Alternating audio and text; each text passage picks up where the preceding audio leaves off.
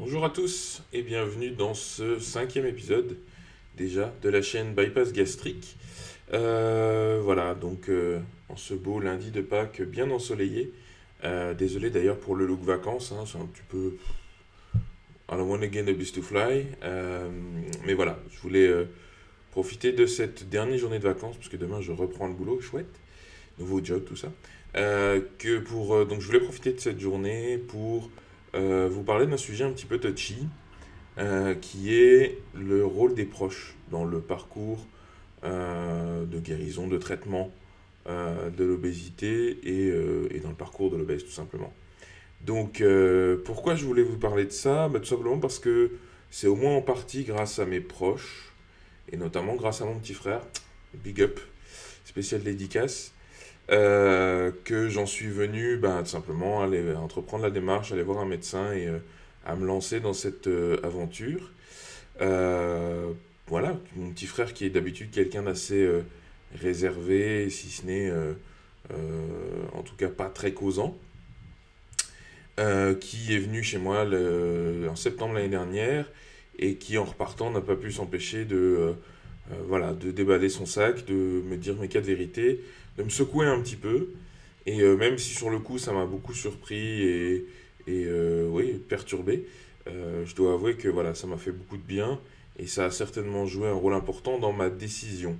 Et il se trouve qu'après, voilà, du coup, ça a délié les langues, ça m'a amené à en parler avec le reste de ma famille et à me rendre compte que, voilà, quand mon petit frère me dit je tiens à toi, je m'inquiète, voilà, ça me.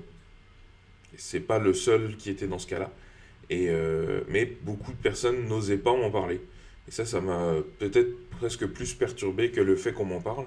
C'est le fait que certaines personnes n'osent pas m'en parler. Et de fait, il se trouve que depuis que j'ai commencé ces vidéos et depuis que j'ai commencé à en parler publiquement, voilà, de mon parcours, de mon opération future, etc., pas mal de proches, notamment d'amis, sont revenus vers moi en me disant, eh ben, écoute, ça tombe bien que t'en parles parce que j'osais pas trop, mais effectivement, moi aussi, je m'inquiète pour toi, etc. Donc j'ai trouvé ça assez interpellant. Et donc j'ai réfléchi là-dessus et j'ai voulu voilà, partager un petit peu mes réflexions avec vous. Juste, j'insiste sur une chose, il n'y a aucune culpabilisation là-dedans. C'est juste pour vous dire que pour mes amis obèses, la confrérie, euh, vous n'êtes pas tout seul. Bien souvent, vous êtes beaucoup moins seul que ce que vous croyez. Et voilà, essayez de délier un petit peu les langues parce que ça fait beaucoup de bien. La première chose que j'ai remarqué, c'est que j'ai l'impression que beaucoup s'imaginent, ou en tout cas croient, que forcément pour se laisser en arriver là, dans cet état de non-santé, il faut forcément pas vraiment en être conscient. Et donc se laisser aller en enfonçant la tête dans le sable. Et donc j'ai parfois l'impression que les personnes autour de nous, nos proches, ont peur de nous en parler, de peur de nous mettre devant le fait accompli, de nous mettre devant le nez dans le caca, entre guillemets, en disant voilà, tu vois, t'étais pas conscient de ça et surprise. Faux, faux. Non, très sérieusement, je sais que c'est pas évident à croire, mais on peut en arriver là tout en étant tout à fait conscient qu'on est sur la mauvaise pente et qu'on ne devrait pas faire ce qu'on fait. Sauf que justement, c'est ça qui fait que ça n'est pas qu'une question de volonté, et c'est là où ça rejoint d'ailleurs certaines caractéristiques d'une addiction, d'une dépendance, c'est qu'on est conscient. On est tout à fait conscient que ce qu'on fait, on ne devrait pas le faire, et que c'est pas bon pour nous, et que voilà, mais on le fait quand même. On le fait quand même et consciemment. Donc, n'ayez pas peur d'en parler à vos proches, de les confronter à ça, parce qu'ils le savent déjà, ils en sont conscients. Donc ça, c'était déjà la première chose. Euh, Deuxième chose, et là encore, c'est peut-être de la lecture de pensée, mais enfin, voilà, c'est ce que j'ai un petit peu compris des personnes qui m'en ont parlé. Euh, Beaucoup ont peur de vexer, de blesser. Voilà. Euh, donc elles se disent, si je lui en parle, il va être dans le déni, il va me rejeter, il va arrêter de me parler, ça va foutre en l'air notre relation. Et, euh, et donc voilà, voilà, d'une certaine façon, ça va perturber les choses et le lien entre les deux. Or, c'est pas du tout ce qui se passe. Bien au contraire, je pense que j'ai été beaucoup plus proche de mon petit frère depuis qu'il m'en a parlé. Je suis beaucoup plus proche des amis qui m'en parlent, euh, pour la bonne et simple raison qu'on sait très bien qu'on est en mauvaise santé, qu'on est sur la mauvaise pente, mais en même temps, il n'y a rien qui nous énerve plus que les gens qui, comment dire, ont l'air d'adopter une position de spectateur, c'est-à-dire qui regardent sur le côté en disant ah là là, tu te rends compte, il a pris encore des kilos, il a encore grossi, il a encore pris du poids, c'est pas bien. Qu'est-ce qu'on devrait faire? Est-ce qu'on devrait lui en parler? Oui, vous devriez nous en parler. Motherfucking shit. Bon, bref, non, c'est vraiment important et à la rigueur, on apprécie beaucoup plus les gens qui osent nous en parler en face. Bonjour le chat.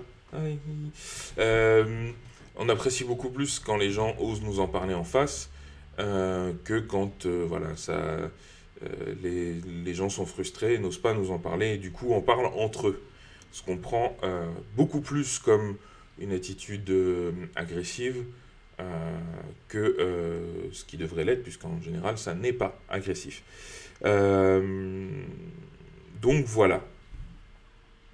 Ça, c'est la deuxième chose. Donc, n'ayez pas peur de nous faire prendre conscience de quelque chose, parce qu'en l'occurrence, c'est pas le cas. Et deux, n'ayez pas peur du rejet, au contraire, on n'est pas dans le déni et on apprécie grandement quand les gens viennent nous en parler directement. Troisième chose que je pense qui est important de comprendre, c'est que quand on est dans cette situation, spécialement quand on a été longtemps confronté à ça et qu'on se bat avec ça depuis longtemps, on est obligé de se construire une carapace. Parce qu'à côté de tous les gens bienveillants qui sont juste frustrés, qui en parlent entre eux, mais parce qu'ils n'osent pas nous en parler à nous, il y a tout un tas de gens qui en parlent entre eux, qui ne nous connaissent pas, mais qui nous jugent vraiment, pour le coup. C'est pas de la paranoïa, comment dire, c'est presque naturel dans le sens où voilà, la société humaine rejette les individus malsains parce que voilà, c'est mauvais pour l'espèce, etc. C'est anthropologique. Donc, mais n'empêche que c'est douloureux à supporter. Et donc pour se protéger de ça, on s'isole, on se crée une carapace, on se coupe du monde, et donc on s'entretient dans cette espèce de comment dire, dans cette espèce de cercle vicieux, dans cette logique qui se renforce elle-même, puisque on s'isole, on se sent encore plus mal vis-à-vis de soi-même, et donc le comportement addictif se développe, et donc on est encore en plus en plus mauvaise santé, etc. Le résultat de tout ça, c'est qu'on finit par, comment dire, croire qu'on est le seul qu'on est tout seul, tout simplement, à vivre ça, que les gens ne s'inquiètent pas pour vous, même les proches, même la famille, on a de plus en plus de mal à imaginer qu'ils s'inquiètent pour vous. Au contraire, voilà, tout a l'air de bien aller pour les autres, et ça devient un délire paranoïaque, quoi. Donc ça, c'est quelque chose qui est très fréquent, je pense, et là encore, ça rejoint une caractéristique d'un comportement addictif, dans le sens où, voilà, on s'isole, on se coupe du monde, pour mieux se protéger du jugement, etc. Mais en se coupant du monde et des jugeurs, on se coupe des juges, pardon, de ceux qui jugent, bref, on se coupe aussi de ses proches, qui ne nous jugent pas, qui tiennent à nous, qui s'inquiètent pour nous, mais qui n'osent pas nous le dire. Donc, en fait, si vous ne faites pas le premier pas, si vous n'allez pas briser cette carapace, passer outre cette espèce de frontière, et le cercle vicieux continue à s'entretenir. Et donc là aussi, vous êtes non seulement, vous ne risquez rien, vous risquez pas de nous blesser, mais en plus de ça, c'est même plutôt bénéfique. Et quand ça se passe, encore une fois, voilà, dans mon cas, ça a été décisif. Allez, pour employer de grands mots, je dirais que, allez, l'amour secret, c'est pas de l'amour. L'amour, ça se dit, ça se partage, ça se vit avec l'autre, voilà. Mais c'est pas un truc qu'on garde pour soi. Sinon, voilà, ça aboutit à des situations dans lesquelles on ne se comprend plus, on ne se parle plus et on est toujours coupé du monde. Donc voilà. Donc n'ayez pas peur de dire, voilà, écoute, désolé, je tiens à toi. J'ai pas envie de te blesser, mais en même temps, je tiens à toi, je m'inquiète pour toi. Et voilà. Les Américains ont cette pratique culturelle qu'on appelle l'intervention. Vous avez sûrement vu ça dans des séries américaines. Je trouve ça très sain et très salvateur. Donc j'aimerais bien que ce genre de choses se développe un peu plus dans nos cultures aussi. Parce que oui, en général, les interventions, c'est plutôt pour des trucs du genre alcoolisme, toxicomanie, etc. Mais je pense que c'est pas mal adapté aussi à la dépendance à la nourriture. Voilà.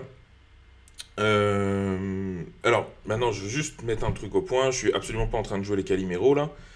J'ai pas envie de culpabiliser les proches d'obèses non plus. Il est évident qu'on a notre partie du chemin à faire.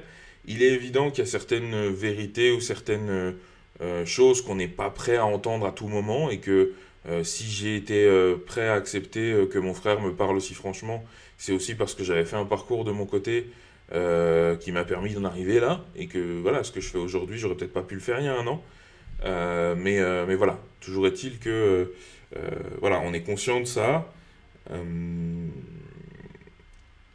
il faut bien voir qu'encore une fois, tout ça, c'est une logique, c'est un engrenage infernal, c'est un cercle vicieux. Et pour arrêter ce cercle vicieux et le refaire partir dans l'autre sens, le transformer en un cercle vertueux, on a besoin des fois d'une petite baffe dans la gueule, d'un petit coup de pied aux fesses, pour ne serait-ce déjà qu'arrêter la machine. Une fois que la machine est arrêtée, on a toute l'énergie, encore une fois, si ça part d'une démarche volontaire, on a l'énergie qu'il faut pour relancer la machine dans l'autre sens, mais on a forcément besoin d'un gros coup de main pour arrêter cette mécanique infernale. Et voilà. Donc voilà, c'était ça que je voulais partager avec vous aujourd'hui. Je vais essayer d'arrêter assez rapidement parce que voilà, on arrive vite à 12 minutes et des. Merci de m'avoir écouté. Dites-moi ce que vous en pensez. Est-ce que je suis tout seul à avoir ce genre de réflexion? Si vous êtes proche d'obèses, est-ce que vous avez déjà osé leur en parler? Et sinon, pourquoi? Bien sûr, votre feedback m'intéresse grandement et je pense qu'il y a d'une façon générale, il y a toujours un intérêt à libérer la parole par rapport à tout ça. Ce tabou qu'il y a autour de l'obésité m'agace de plus en plus et provoque des réactions de plus en plus absurdes. Donc j'espère que voilà, que ma contribution à tout ça, ça va être de participer à délier les langues et à permettre aux gens de se parler. Comme toujours, si vous avez donc des commentaires, des questions, des feedbacks par rapport à tout ça, n'hésitez pas à laisser un commentaire sous la vidéo, sur le blog, le compte Twitter, Bypass Gastrique, la page Facebook, facebook.com/bgastrique, ça y est, on a une belle adresse, ou par mail, bgastrique@gmail.com. Et puis, merci d'avoir suivi cette vidéo jusqu'au bout, et à bientôt. Merci, au revoir.